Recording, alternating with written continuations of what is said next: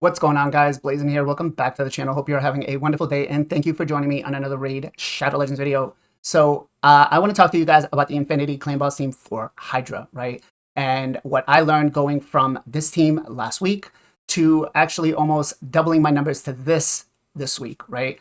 There's a lot of things that came into play, and I think that if you learn them and you know them, it'll definitely help you a lot more. Now, this is going to be across every single composition for this team, right? As long as you're running some sort of variation of this team, the same rules will apply. So the first thing I want to show you guys is actually picking the proper level, right? Now, everybody thinks that because Nightmare is a +4, it's actually the best, when it necessarily isn't, right? Trying to hit Nightmare, I did about 2 or 3 runs, and the best that I could do was about 4 billion points. And that's a lot, right? But when it came down to doing Brutal, I was actually able to hit, as you can see, 7.5 billion, which is insane, right? So that actually gave us a multiplier, I think, of 22 billion points for our clan. So that was actually better for us to do as opposed to doing Nightmare. So a couple of the key things you're going to want to do is when gearing this team, you want to focus on resistance first, right? Resistance is going to come first compared to any other damage sets. You're going to want to make sure you hit the speeds, right? And that's pretty much about it for, I want to say, 75% of this whole team. The only one that changes for is Brogni, right? Brogni is going to need both resistance and damage. And I'm going to show you guys some of the builds in a minute. But a couple of the things that you're going to want to take into account now is making sure that your hex management works out, right? You want to make sure that you spread it out evenly. You want to make sure that every head has hex. If there's a head that does not have hex, you actually want to prioritize hitting that one over the rest of them. And you're going to say, well, why? That's because the damage that's going to be hit on that head is going to spread to the rest of them regardless. But if you were to hit a head that already has hex, that head is not going to take any damage, right? So that's why you want to make sure that hex is spread everywhere. And at some point, your hex is really going to, start hitting for about, the most that I did was about 9.6 million damage. So when there was no poison cloud on it, and I was hitting a head that had poison cloud, the head that didn't have poison cloud was just getting one shot. So you guys can see how important that is, right? And that's basically what you want to do. Now, the other thing I want to make sure you guys know is that when you're prioritizing heads, you always want to prioritize the head of Mischief. And it's not because it can steal your buffs. It's because it resets the turn meter of every other head out there, right? So the less turn they take, the more turns you take, the more damage you can put out, the more heads you'll be one-shotting, right? So now, there are some people that are saying this isn't a full auto team. It's a manual team, and that is semi-true, right? The things you're going to want to take into account is roughly at about turn, I think it's 60, 70, depending on how well you have your Brogni built, your cadavers should start one-shotting heads, right? And at that point, that's when you can basically turn full auto, except that you have to target the heads, right? Now, yes, if you're just trying to do a 1 billion team, just to say you did it or whatever, you could, essentially throw it on auto, walk away, and it is what it is. You'll get what you get. But if you're really trying to maximize the damage, if you really are going to spend that hour and 15 minutes, I think this team took me actually an hour. It was about 4 or 5 hours in total of testing both of the other levels that I could do and what was going to be the most damage. But in general, it takes about an hour. And the worst part is setting it up, and we'll run that in just a minute.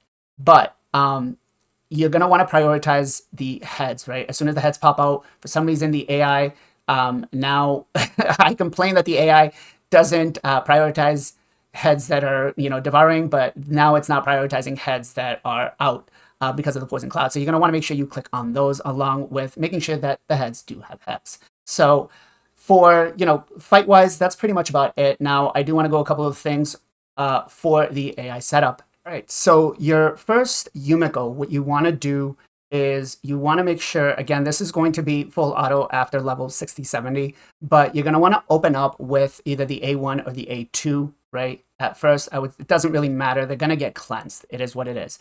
You want to hold back the A3 one turn, right? And for her, you want to have her at 343 speed. If you increase the speed, that's fine. Just make sure she is the faster one out of the two. I don't know how high you can go. I do have some other accounts I'm currently working with to see how fast we can do this, because, you know, some people want to use their Yumiko's for arena reset. So maybe it, maybe not. We'll see how it works. You can see here we have it built with 529 resistance. There is no way that that Head of Mischief is going to be stealing our buffs, right?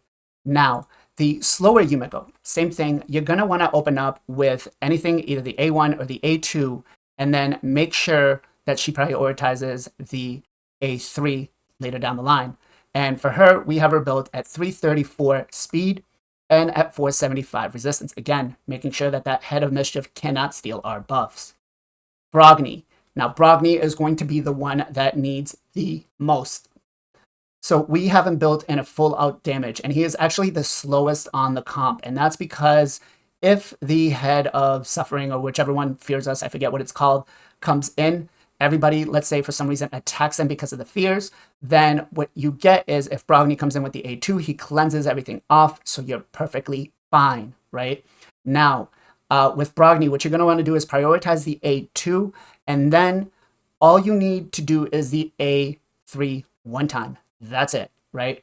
So we have him built with 4.4, almost 4.5k attack, 232 speed, 100 crit rate, 327, crit damage, 390 resistance. You need the resistance, and this is actually kind of low. I'd prefer to get it closer to 450. So that is a big thing.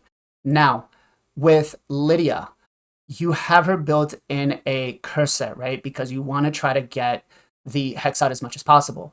And for her, we really care that she does the A2. That's it. She's going to open up with the A2. Doesn't matter whatever else. It's always the A2 that needs to be prioritized. You could even lock the A3 out if you want. It doesn't matter. You just want to make sure she does that, right?